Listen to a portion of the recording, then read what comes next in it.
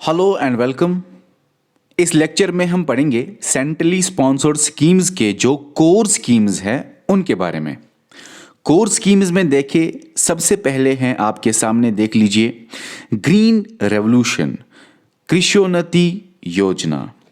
अब ये जो ग्रीन रेवोल्यूशन है, इसके बारे में इतना तो आपको पता ही है कि विलियम गॉड ने टर्म दी, नॉर्मन बोरलैग ग्रीन रेवोल्यूशन का फादर है, इंडियन ग्रीन रेवोल्यूशन का फादर एम.एस. स्वामीनाथन है।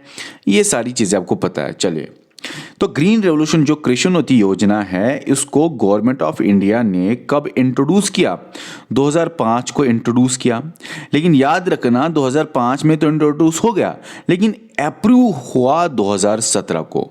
तो ग्रीन रेवोल्यूशन का जो अप्रूवल था वो 2017 को हुआ, और 2017 से लेके 2020 तक ग्रीन रेवोल्यूशन चल रहा है। और ये एक अम्ब्रेला स्कीम है, मतलब इस ग्रीन रेवोल्यूशन के अंदर बहुत सारी स्कीम्स हैं। ओके, अब ये जो अप्रूव्ड 2017 की ग्रीन रेवोल्यूशन कृषोन्नति योजना है, उसके अंदर 11 स्कीम्स है। अम्ब्रेला स्कीम्स मतलब बहुत सारी स्कीम्स है इसके अंदर। तो इसके अंदर 11 स्कीम्स है, उनके बारे में देख लेते हैं। पहला है MIDH। तो याद रखना, mission for integrated development of horticulture. तो हॉर्टिकल्चर आप याद रखना, mission for integrated development of horticulture. इसी तरह NFSM, national food security mission. Food security आपको याद, अच्छा, हॉर्टिकल्चर को बढ़ाना है, इसमें है फूड सिक्योरिटी, मतलब फूड को सिक्योर करना है। उसमें ऊपर में था कि हॉर्टिकल्चर का एनहांस करना है प्रोडक्शन अच्छी तरह से, और फूड सिक्योरिटी मतलब कि फूड सिक्योर बनाना है, अच्छी तरह प्रोडक्शन और अवेलेबिलिटी होना चाहिए फूड का, ठीक है, हर एक बंदे के पास फूड होना चाहिए। उसके बाद ये जो ग्रीन रेवोल्यूशन है, ये जो अम्ब्रेला स्कीम है, मतलब अम्ब्रेला स्कीम मतलब इसके अंदर बहुत सारी सब स्कीम्स होती हैं। तो जो इसके अंदर स्कीम्स है या सब स्कीम्स है वो कौन कौन से हैं, आपके सामने दो बता दिए। तीसरा है NMSA, national mission for sustainable agriculture. Sustainable agriculture का मतलब कि हमें एग्रीकल्चर तो करना है, लेकिन सस्टेन्ड एग्रीकल्चर करना है, सारी चीजें खत्म नहीं करनी, फ्यूचर जनरेशंस का भी ख्याल रखना है। इसके अंदर और एक सब स्कीम है, क्या? SMAE, सब मिशन ऑन एग्रीकल्चर एक्सटेंशन। देखो, मैं धीरे धीरे बोल रहा हूं ताकि अगर आप फुल फॉर्म भी लिखना चाहते हो तो आप लिख सकते हो। सब मिशन ऑन एग्रीकल्चर एक्सटेंशन। तो एग्रीकल्चर का एक्सटेंशन करना है, एग्रीकल्चर को फैलाना है, एक्सटेंड करना है, ठीक है। उसके बाद है SMSP, फुल फॉर्म क्या है? Sub mission on seeds and planting material. Sub mission on seeds and planting material. तो जो सीड्स है और प्लांटिंग मटीरियल है, उनका इंक्रीज करना है, प्रोडक्शन, उनकी क्वालिटी बढ़ानी है। बस आप फिर नाम से पता चलेगा आपको कि सीड्स और प्लांटिंग मटीरियल जो है बेस्ट होने चाहिए, वेल प्रोसेसिंग होनी चाहिए, प्रोडक्शन उनका बेस्ट होना चाहिए, बस क्वालिटी वाइज बहुत अच्छे होने चाहिए। उसके बाद है SMAM, सब मिशन ऑन एग्रीकल्चरल मैकेनाइजेशन। सब मिशन ऑन एग्रीकल्चरल मैकेनाइजेशन। तो एग्रीकल्चरल मैकेनाइजेशन से आपको ये याद आना चाहिए कि मैकेनाइजेशन की तरफ एग्रीकल्चर आना चाहिए।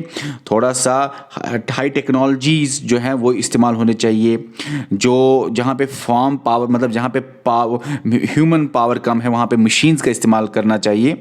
तो एग्रीकल्चरल मैकेनाइजेशन का मतलब कि मशीन्स का इस्तेमाल करना। ओके, उसके बाद है SMPPQ, सब mission on plant protection and plan quarantine. देखो भाई, सब mission on plant protection and plan quarantine, ठीक है। ये plant protection and plan quarantine का मतलब कि प्लांट को प्रोटेक्ट देना, उनको प्रोटेक्ट करना इंसेक्ट से, पेस्ट से, डिजीज से, वीड से, रोडेंट से, निमेटोड से, बहुत सारे होते हैं। तो इन सब से आप प्लांट्स को प्रोटेक्ट करो। प्लान गारंटी मतलब प्लान इस तरह बनाओ ताकि ये वायरस, ये डिजीज फैले ना, ये डिजीज, ये पेस्ट्स, ये वीड्स फैले ना। ओके, क्वारंटीन आपको सुना ही होगा, क्वारंटीन में रहना मतलब यह फैले ना। अब ISACES, full form integrated integrated scheme on agriculture, census, economics and statistics. Integrated scheme on agriculture, census, economics and statistics. हाँ भाई, एग्रीकल्चर का स्टडी कर लेना, सेंसस निकालना और स्टैटिस्टिक्स निकालना, ये इस स्कीम का अंदर था। चलो, ISAC का मतलब integrated scheme on agricultural cooperation, agricultural cooperation करना ताकि रीजनल इम्बैलेंसेस को हटाया जाए, कोऑपरेटिव डेवलपमेंट कराई जाए, कोऑपरेशन में एग्रीकल्चर को बढ़ाया जाए, ठीक है, रीजन टू रीजन जो इनडिफरेंसेस है उसको हटाया जाए। उसके बाद है ISAM की फुल फॉर्म है integrated scheme on agriculture marketing. Agriculture marketing जो है कि एग्रीकल्चर मार्केटिंग इंफ्रास्ट्रक्चर डेवलप कराना ताकि मार्केटिंग अच्छी तरह हो जाए, एग्रीकल्चर प्रोड्यूस के बाद उसको यूटिलाइज मार्केट में लाना एक बेहतर अंदाज से, बस वो है। उसके बाद है NEGPA मतलब national e governance plan in agriculture, ठीक है। तो national e governance plan in agriculture मतलब कि अच्छी तरह एफिशिएंसी, इफेक्टिवनेस प्रोग्राम्स लाना, इस तरह से थोड़ा सा ई गवर्नेंस लाना, ठीक है, प्लान इन एग्रीकल्चर में। तो ये चीज़ें हैं, ओके। अच्छा, ये किस मिनिस्ट्री के अंदर है? Ministry of agriculture and farmers welfare. अब ये याद रखना है आपको कि ये स्कीम जो है ये अप्रूव हुई, ठीक है, इस डेट पे, इस डेट तक ये काम करेगी। अब इस स्कीम के अंदर जो बहुत सारी सब स्कीम्स है वो याद रखने हैं, कौन सी मिनिस्ट्री है, कौन सी मिनिस्ट्री के अंडर है ये, तो आपको याद रखना है किस मिनिस्ट्री के अंदर इसको इंप्लीमेंट किया गया या कौन सी मिनिस्ट्री के अंदर है ये ग्रीन रेवोल्यूशन, कृषि उन्नति योजना, आपको याद रखना है। उसके बाद हम आगे चलेंगे व्हाइट रेवोल्यूशन या राष्ट्रीय पशुधन विकास योजना। व्हाइट रेवोल्यूशन के बारे में थोड़ा आपको पता है, ऑपरेशन फ्लड के मिल्क या डेयरी को प्रोड्यूस करो। ये फादर कौन था? वर्गीज कुरियन, जिसने ये आइडिया दिया था। 2014 में लॉन्च किया गया और 2020 तक देखना है कि क्या डेवलपमेंट होगी, क्या रिजल्ट होगा, क्या टारगेट अचीव हो जाएगा। देखो भाई, डेयरी जो है, लाइव स्टॉक जो है, उनको अच्छी तरह प्रोडक्शन करना है, वेल डिफाइंड। देखो, ब्लू रेवोल्यूशन में वेल डिफाइंड टारगेट्स हैं और यहाँ पे वेल डिफाइंड टारगेट्स उतने ज़्यादा नहीं थे। तो देखो भाई, डेयरी को प्रोडक्शन करना है, लाइव स्टॉक को प्रोडक्शन करना है, ये वेल डिफाइंड टारगेट क्या है ये आपको पता चलेगा। यहाँ पे डेयरी को, लाइव स्टॉक को अच्छी तरह प्रोडक्शन करना है ना। अब ये भी याद रखना कि व्हाइट रेवोल्यूशन भी एक अम्ब्रेला स्कीम है, इसके अंदर भी छोटी छोटी कुछ स्कीम्स हैं, ज़्यादा याद रखने की जरूरत नहीं, बस व्हाइट के रिलेटेड ही कुछ ना कुछ होगा, डेयरी के रिलेटेड ही कुछ ना कुछ होगा, मिल्क के रिलेटेड ही कुछ ना कुछ होगा। National dairy plan, indigenous breeds, okay, national live stock mission, ठीक है, एनिमल्स के बारे में ही कुछ ना कुछ होगा। ये कौन सी मिनिस्ट्री के अंदर है? Ministry of fisheries, animal husbandry and dairy. उसके बाद है ब्लू रेवोल्यूशन, किस मिनिस्ट्री के अंदर है? Ministry of fisheries, animal husbandry and dairying. फिर से कब इंप्लीमेंट होगी? 2016 में ये इंप्लीमेंट हुई, 2020 तक इसको ये रिजल्ट दिखाना है, अपना टारगेट अचीव करना है। इसको नील क्रांति मिशन भी बोला जाता है। अब क्या टारगेट है? वेल डिफाइंड टारगेट है, अच्छी तरह से क्या कि ट्रिपल करने हैं प्रोडक्शन ऑफ फिश, क्योंकि ब्लू रेवोल्यूशन का मतलब फिशेस या जो भी मैरीन है, फिशेस जो है और उनका अच्छी तरह से प्रोडक्शन करना। फिशीज आप याद रख सकते हो, ब्लू का मतलब फिशेस सॉरी। ट्रिपल करना है प्रोडक्शन ऑफ फिशेस और ट्रिपल करना है एक्सपोर्ट ऑफ फिशेस बाय 2020। अच्छा, फिशर्स जो होते हैं उनकी इनकम को डबल करना बाय 2020। कौन से डिपार्टमेंट के अंदर? यह है ministry of fisheries, animal husbandry and dairy. उसके बाद है प्रधानमंत्री कृषि सिंचाई योजना। देखो भाई, कृषि सिंचाई योजना मतलब खेतों को पानी मिलना चाहिए, इरिगेशन फैसिलिटी अच्छी तरह होनी चाहिए, वाटर को कंजर्व करना है, बचाना है और उसको मैनेज करना है इस तरह से कि हर खेत को पानी मिले और हर खेत के अंदर जो क्रॉप है उसको भी पानी मिले। 2015 में इसको लॉन्च किया गया है। अब हर खेत को पानी, इसके अंदर आप सुनते हो प्रधानमंत्री कृषि सिंचाई योजना, ठीक है। और देखो भाई, खेत में चाय तो उगती है ना चाय, तो चाय से याद रख सकते हो आप कृषि सिंचाई योजना। हर खेत को पानी, मोर क्रॉप पर ड्रॉप मतलब कि एक एक कतरा से बहुत सारे क्रॉप्स उगने चाहिए, मतलब पानी का कम इस्तेमाल करना है ताकि ज्यादा क्रॉप्स उगे। हर पानी का अच्छी तरह से एफिशिएंट यूज करना है, कम वाटर इस्तेमाल करना है। मोर क्रॉप्स, बहुत सारे क्रॉप्स पर ड्रॉप, पर ड्रॉप मतलब कम पानी इस्तेमाल करके बहुत सारे क्रॉप्स को उगाना, यही है ना वाटर कंजर्वेशन और वाटर का मैनेजमेंट करना। अच्छा भाई, किस मिनिस्ट्री के अंदर है, किसने इंप्लीमेंट किया, कौन सी मिनिस्ट्री के अंदर है? Ministry of agriculture, water resources and rural development. अब ये भी याद रखना कि जो ये प्रधानमंत्री कृषि सिंचाई योजना है, सिंचाई मतलब चाय बनाते हैं, ठीक है, एग्रीकल्चर से ही निकलता है ना चाय, तो याद रखना कि या चाय से, सॉरी, या ये भी याद रखो, चलो वाटर के रिलेटेड है तो चाय में पानी डालना पड़ता है ना, किसी भी एंगल से याद रखो यार। अगर आपको प्योर हिंदी नहीं आती, ये संस्कृत टर्म्स नहीं आते, सॉरी, तो ये जान लो कि किसने इंप्लीमेंट किया, ये मिनिस्ट्री है। और 3 याद रखना, 3 स्कीम्स को, 3 प्रोग्राम्स को मिला के इसको बनाया गया, प्रधानमंत्री कृषि सिंचाई योजना को। कौन कौन सी है वो? AIBP accelerated irrigation benefit programme, IWMP integrated watershed management programme, OFWM on farm water management programme, ठीक है, या ऑन फॉर्म वाटर मैनेजमेंट। इन तीनों को मिला के बनाया गया प्रधानमंत्री कृषि सिंचाई योजना। अब है प्रधानमंत्री ग्राम सड़क योजना। देखो भाई, सड़क जो है वो बनानी है, बहुत आसान है। 2000 में लॉन्च हुआ, 2000 में ये आया, और क्या था इसका प्लान, क्या था इसका एम, क्या था इसका ऑब्जेक्टिव, कि एक ऑल वेदर रूरल रोड बनाना है, all weather rural road connectivity लानी है, ताकि rural areas with urban areas connected हो जाए और उनका भी डेवलपमेंट हो जाए। ऑल वेदर मतलब हर वेदर में वो रोड के ऊपर गाड़ियां चलनी चाहिए, कोई भी किसी भी तरह का वेदर हो। और ये रूरल रोड कनेक्टिविटी प्रोग्राम है, रूरल एरियाज में ये रोड लाना है ताकि रूरल एरियाज कनेक्ट हो सके अर्बन के साथ, ठीक है ना। एक रोड बनाना है, single all weather road rural areas के लिए, ताकि रूरल एरियाज कनेक्ट हो पाए अर्बन एरियाज के साथ। यही है प्रधानमंत्री ग्राम सड़क योजना। कौन सी मिनिस्ट्री के अंदर? Ministry of rural development. अच्छा, फेजेस में आए ये। 2000 में पहले जब लॉन्च हुआ तो फेज 1 आया, 2013 में फेज 2, और 2019 में फेज 3, और फेज 3 चलेगा 2024 तक। उसके बाद कुछ और फेज आएगा।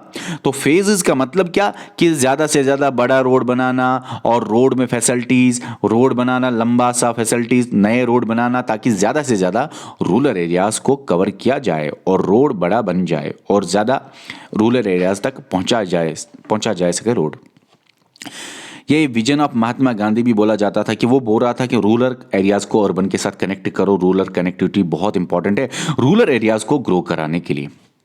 उसके बाद है प्रधानमंत्री आवास योजना, PMAY। प्रधानमंत्री आवास योजना जो है, आपने सुना भी होगा, इसको रोज आप सुनते होंगे। हाउसिंग फॉर ऑल, घर बना के देना है सबको, जिनके पास नहीं है उनको, बाय मार्च 31, 2022। तो 2022 तक इनका प्लान है कि क्या करना है, सबको घर देना है। किस स्कीम के अंदर? प्रधानमंत्री आवास योजना। अब प्रधानमंत्री आवास योजना याद रखना कि ये अर्बन के लिए भी है, PMAY अर्बन, और प्रधानमंत्री आवास योजना रूरल के बदले ग्रामीण याद रखना, ठीक है, ग्रामीण रूरल एरियाज के लिए।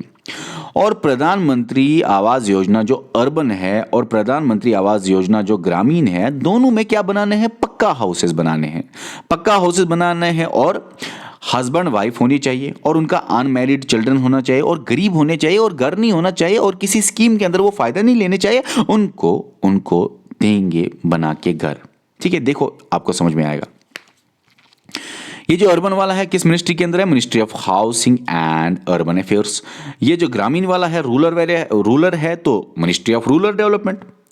अच्छा, जो ये अर्बन वाला है उसको लॉन्च किया गया 2015 में, जो ये रूरल के लिए है उसको लॉन्च किया गया 2016 में। समझाऊंगा मैं। लॉन्च किया गया 2015 में, और 2022 तक तो चलेगा 2022 तक, ठीक है। लेकिन फेजेस में चला ये अर्बन वाला, 2015 से 17 तक, 17 से 19 तक, और 19 से 22 तक, 3 फेजेस में काम किया जा रहा है इस स्कीम के ऊपर। पहले फेज में P1 मतलब फेज 1 में 100 सिटीज जो है उनको कवर करना था, फेज 2 में 200 सिटीज को कवर करना था, और फेज 3 में जो लेफ्ट ओवर सिटीज है, अर्बन एरिया है ना, तो सिटीज जो है उनको कवर करना है। क्या कवर करना है? पक्का हाउसेस बना के देने हैं उनको, जिनके हाउसेस नहीं है। अब याद रखना, पुअर इकोनॉमिकली वीकर सेक्शंस और लो इनकम ग्रुप के जो पीपल है उन्हीं को ये फायदा दिया जाएगा। वही है प्राइमरी बेनिफिशियरीज, वही है बेनिफिशियरीज मतलब जो इस स्कीम का फायदा उठा सकते हैं। प्रधानमंत्री आवास योजना जो ग्रामीण है, पहला उसका कुछ और नाम था, क्या? इंदिरा आवास योजना। 1996 की ये स्कीम है, लेकिन 2016 में इसको रिनेम किया गया और प्रधानमंत्री आवास योजना ग्रामीण को बनाया गया। अब अगर सवाल आया प्रधानमंत्री आवास योजना ग्रामीण जो है उसको कब लाया गया, कब लॉन्च किया गया, तो आपको ये नहीं लिखना है, आपको लिखना है जब ये बना, कब बना? 2016 में ये नाम आया, रिनेम हो गया इस स्कीम, कुछ फीचर्स ऐड करके इस स्कीम को रिनेम किया गया प्रधानमंत्री आवास योजना ग्रामीण।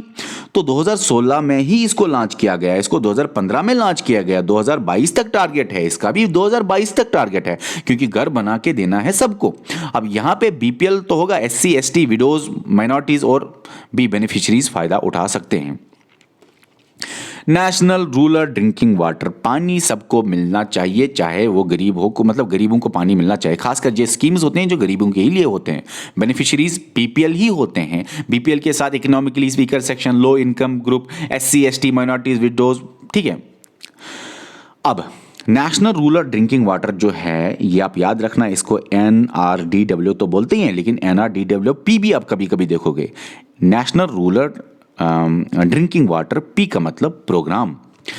अच्छा, कब आया? 2009 में। 2020 तक काम करना है क्या भाई? हर एक रूरल पर्सन को, हर एक रूरल इंसान को, रूरल एरिया के इंसान को, नाम से रूरल है ना, ड्रिंकिंग वाटर मिलना चाहिए, कुकिंग के लिए पानी मिलना चाहिए, वो भी एडुकेट और सेफ वाला पानी, साफ पानी और एडुकेट।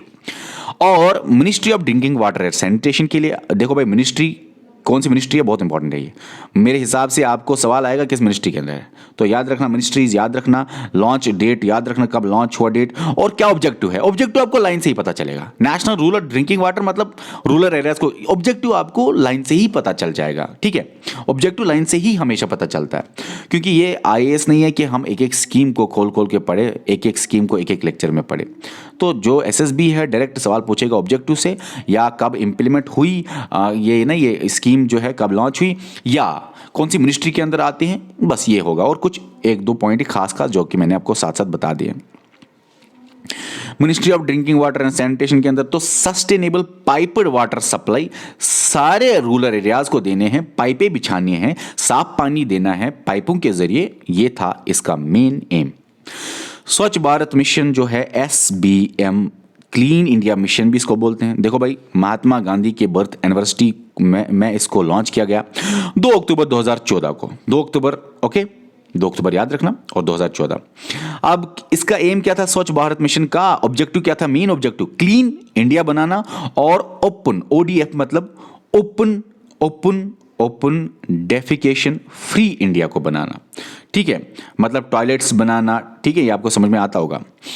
अब ये भी याद रखना कि अर्बन क्लीन इंडिया मिशन भी था, रूरल क्लीन इंडिया मिशन भी था, या रूरल मिशन भी उसको बोलते थे, या उसको बोलते थे स्वच्छ भारत ग्रामीण। स्वच्छ भारत मिशन या स्वच्छ भारत स्कीम के अंदर स्वच्छ भारत ग्रामीण का मतलब रूरल एरियाज में ये स्वच्छ भारत मिशन को चलाना। देखो भाई, कौन सी मिनिस्ट्री के अंदर, ये बहुत इंपॉर्टेंट है, मिनिस्ट्री ऑफ जल शक्ति।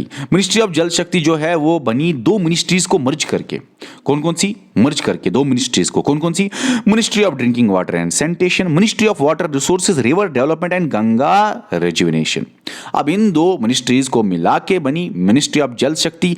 इसी के अंदर ये स्कीम को इंप्लीमेंट किया गया। अब याद रखना 2020-21 और से लेके 2024-25 तक सेकंड फेज चलेगा स्वच्छ भारत मिशन का।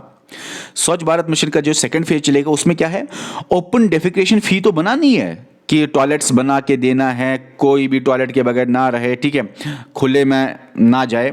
ओपन डेफिकेशन फी तो बनाना है, लेकिन प्लस भी रखा हुआ है सेकंड फेज में।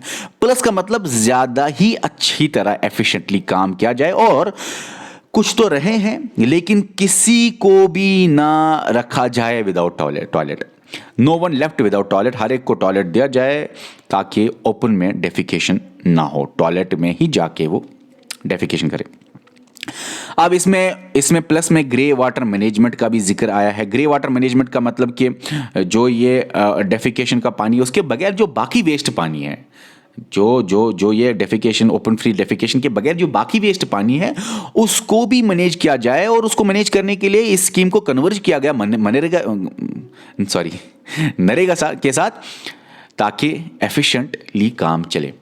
नेशनल हेल्थ मिशन जो है 2005 में, ये नहीं याद रखना कि नेशनल हेल्थ मिशन 2005 में लॉन्च हुआ, ये याद नहीं रखना, जिस बुक पे है याद नहीं रखना, क्योंकि 2005 में पहले था national rural health mission, national health mission नहीं, नेशनल रूरल हेल्थ मिशन। तो 2005 का डेट याद नहीं रखना है।